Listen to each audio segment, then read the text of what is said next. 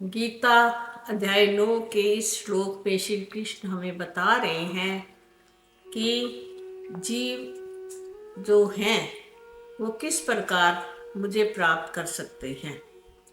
सर्वप्रथम उन्होंने बोला कि जो व्यक्ति सततम सततम होता है बिना अंतर के, हर समय सततम मतलब हर समय मेरा जो है क्या करता है, दृढ़ होकर दृढ़ता से मुझे भजता है, यत्न करते हुए मेरा यत्न करते हुए मेरे भजन को करना है, ऐसा यत्न करते हुए जो कीर्तन तो मेरा कीर्तन करता है। देखो कीर्तन कई प्रकार के होते हैं, है ना। जैसे कि हम सब लोग किसका कीर्तन कर रहे हैं, संसार का कीर्तन करते हैं, और कुछ लोग परमात्मा का कीर्तन करते हैं। कितने समय करते हैं ये अब आप अपने आप सोच लो। हम कितनी देर श्री कृष्ण का ध्यान करते हैं, हम कहते हैं चलो पूरे दिन में 20 मिनट, आधा घंटा, घंटा। तो 1 घंटा करने से श्री कृष्ण कहते हैं कुछ नहीं बनेगा। पहले तो तुम्हारी जो वृत्ति है उसमें दृढ़ता होनी चाहिए। दृढ़ क्या होता है, पक्का होना चाहिए। पक्का होना यानी अगर मुझे इस समय बैठ कर 12 बजे रोज सत्संग करना है तो करना है, ये दृढ़ता हो जाती है। और जो अदृढ़ नहीं हो, जो दृढ़ नहीं होते, दृढ़ता से यत्न नहीं करते, जो कहते हैं चलो अब 12:30 हुए, जैसे हम दृढ़ता से लगे रहते हैं ना। हमने एक नियम बना लिया कि 12:30 बजे हमने ये दृढ़ता है, चाहे हमारी कोई कैसी भी परिस्थिति हो, हम यहाँ पर अवश्य उपस्थित होंगे सत्संग में। इसको कहते हैं दृढ़ यत्न करना। कई बार देखो कितनी सारी वो आती हैं हमारे में, जो हमें रुकावटें आती हैं हमारे भीतर, तो हम उनको क्या करते हैं, कहते हैं नहीं नहीं कोई बात नहीं, उसको टाल देते हैं, कहते हैं वो अब थोड़ी देर में कर लेंगे, पहले ये वाला समय जो हमारा है उसको हम साध लेवें। यानी दृढ़ता हमारे भीतर धीरे धीरे अपने आप ही जागरूक होती रहती है ना। और फिर कैसे करना है, दृढ़ दृढ़ बन गए तो श्री कृष्ण कहते हैं माम, मेरा जो भक्त है, भगवान का भक्त बनना भी कितना कठिन है, 12वां अध्याय आपको पता है।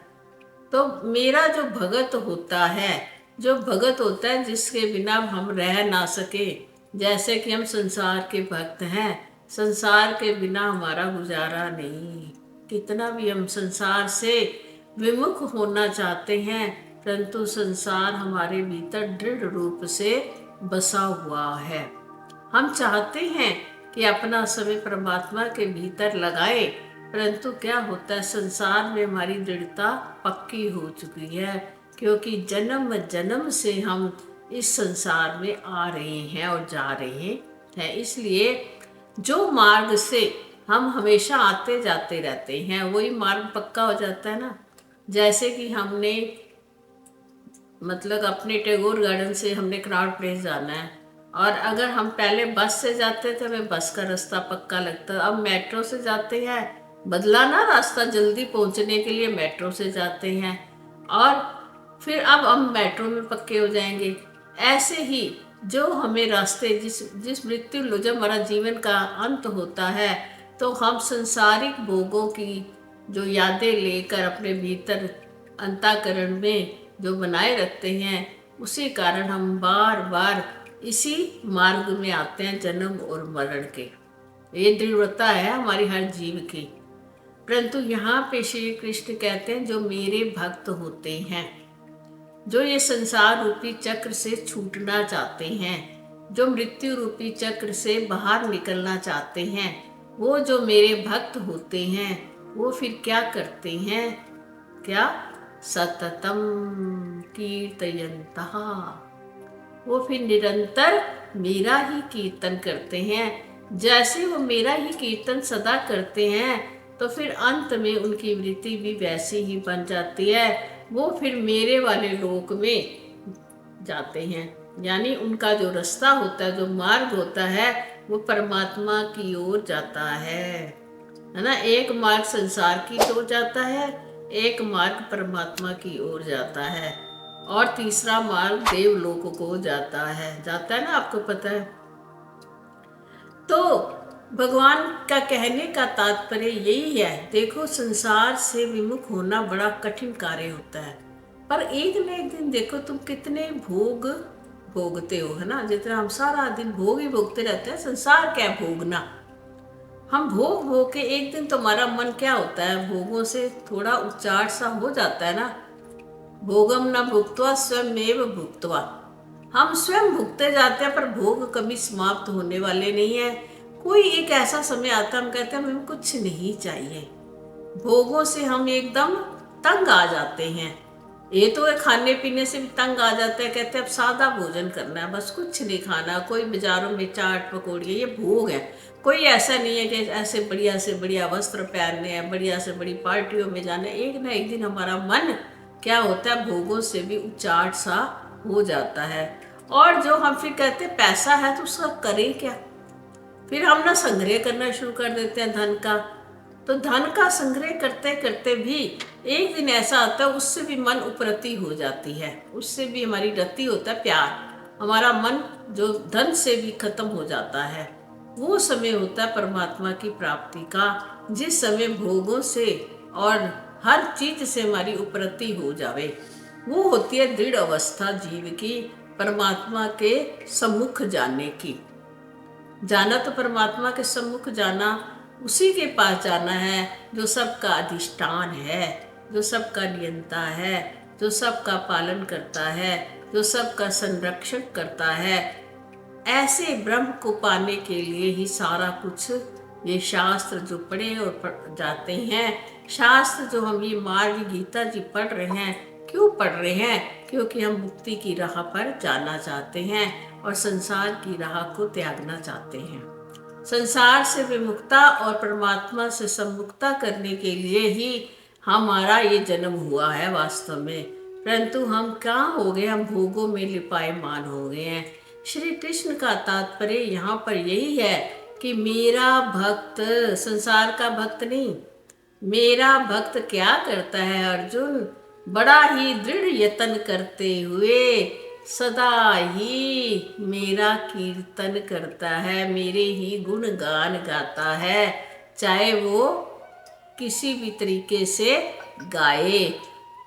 करता क्या है, मेरा भजन करता है और मुझको क्या करता है। अब देखो, जिसके तुम भक्त बन जाते हो तो उसको क्या करते हो, जो तुम्हें प्यारा लगता है। अगर तुम्हारे से छोटा है तो उसको प्यार करते हो, अगर तुमसे बड़ा है तो उसको नमस्कार करते हो। यही करते हो ना संसार में, आप जिसका आप आदर मान करते हो उसको नमस्कार करते हो हर समय, है ना। जो आपके इष्ट होता है, जो आपका गुरु होता है, या जो तुम्हारे को तुम्हारा बहुत ही प्यारा लगता है, बड़े को नमस्कार, छोटे से प्यार, यही दो चीज़ें हो सकती हैं।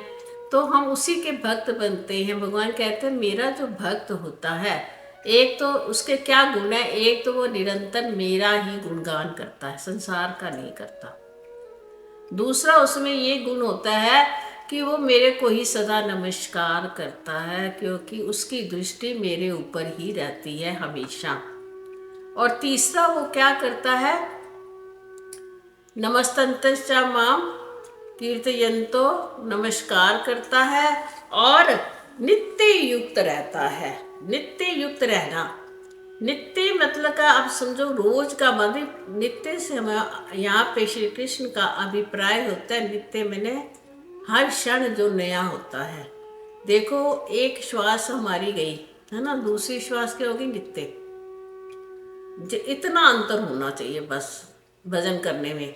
हर श्वास में सिमरन हो तेरा, परमात्मा का सिमरन जिसके होता है, जो मेरा श्वास श्वास मतलब नित्य ही नित्य होना, जो उसका एक श्वास दूसरा जीवन होता है।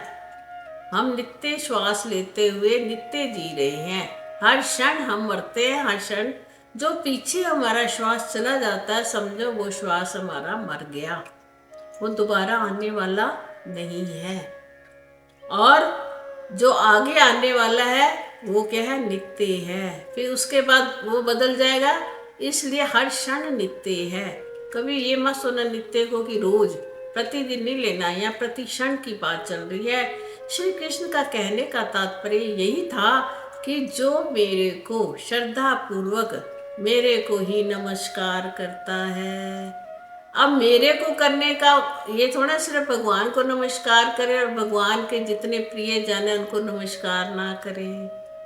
जो फिर यहाँ पे एक बड़ी गूढ़ रहस्य की बात है, वो कहते हैं जो मुझ में सबको जानता है, ये जानता है तत्व से कि श्री कृष्ण सारे जगत में विराजमान है, हर प्राणी के भीतर विराजमान है। ऐसा जानकर सबको नमस्कार करता है। नमस्कार मैं ये नहीं नीलम को कर रही हूँ तो मैं नीलम को नहीं कर रही, उसके अंदर बैठे हुए उस चेतन तत्व को कर रही हूँ जो मेरा ईष्ट है, जो मेरा अपना आपा है। ये रहस्य बातें हैं जो कि हमें गीता में समझनी है।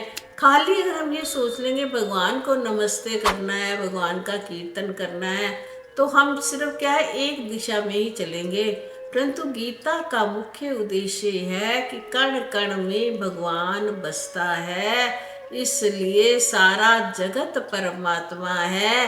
जगत में किसी से भी द्वेष नहीं करना, सबको नमस्कार करना है ना, और नित्य करना है। हर क्षण अपने आप को करो। पहला नमस्कार मेरा अपने आप को है, क्योंकि मुझ में बैठा हुआ चेतन जो है मैं उसको नमस्कार कर रहा हूँ। ये भगवान की निराकार उपासना होती है। कोई आकार ना हृदय में धारण करके ऐसे चेतन ब्रह्म को नमस्कार करना है जो कण कण में व्यापक है, सारे जगत में जो व्यापक है उसकी मैं आराधना करता हूँ। ये श्लोक का रहस्य में अर्थ ये है। अगर हम इसको सिंपल वे में ऐसे ले लेंगे तो फिर हम जगत में तो लोगों से क्या हमें प्यार ही नहीं होगा, और सामने से निकल गया कोई तो हम कहेंगे नहीं जी हमने तो कृष्ण जी को नमस्ते करते हैं, कृष्ण जी का ही गुणगान करते हैं। किसी बंदे की कोई अच्छी बात को भी सुनते नहीं है, ना किसी और को बताते हैं, तो समझो क्या हो गया, हमें गीता समझ में नहीं आई, हमने उसके श्लोक के अर्थ को ठीक से नहीं जाना। और परमात्मा श्री कृष्ण को एक मनुष्य रूप में, साकार रूप में देखकर, सिर्फ उसकी मूर्ति को देखकर ये उसको नमस्कार करते हैं, जबकि सब में ही वो श्री कृष्ण समान रूप से बैठा हुआ है। देखो जब तुम्हें भूख लगती है ना, सबकी भूख एक है, सबके अंदर भूख एक है, और तृप्ति होती है खाकर, वो भी एक है ना। चाहे तुम व्यंजन कोई भी खाओ, भूख सबकी एक है और तृप्ति भी सबकी एक है। बाकी बीच में पृथक पृथक भोजन करके अगर तुम भूख को समाप्त करते हो, तुम्हारे अपना वो है। ऐसे भगवान कहते हैं कि हर चीज में समझो। जैसे कि हम ये कहें कि मिट्टी का जो एक आकार है, घड़ा है, वही मिट्टी है, सिर्फ नहीं, मिट्टी का स्कोरा है, घड़ा है, कप है, कुछ भी कह सकते हैं, परंतु उसका एक जो तत्व है, जो आकार को ना ग्रहण करके क्या करना है, अधिष्ठान को ग्रहण करना है, मिट्टी। ये सब कटोरों में क्या है, मिट्टी। सारा समुद्र क्या है, जल है। तरंग भी क्या है, जल है ना। ये तरंग को समुद्र से अलग नहीं जानना। फिर जो तरंग होती है, उठती है तो किस में मिल जाती है, समुद्र में मिल जाती है। बर्तन टूटता है मिट्टी का तो किस में मिल जाता है, मिट्टी में मिल जाता है। ऐसा जानकर हमें क्या करना है कि सबके अंदर, सबके भीतर एक चेतन समाया हुआ है, इसलिए सभी को नमस्कार करना है। और परमात्मा को विशेष रूप से जानकर उनको नमस्कार करता है जो किसी श्री कृष्ण का भक्त है। जो कृष्ण को ही मानता है तो वो तो ऐसे ही करेगा। जो ये मानता है कि कृष्ण सब में है वो सबको करेगा। दोनों ही तरीकों से हमें इन चीज़ों को समझना है। हरि ओम तत्सत।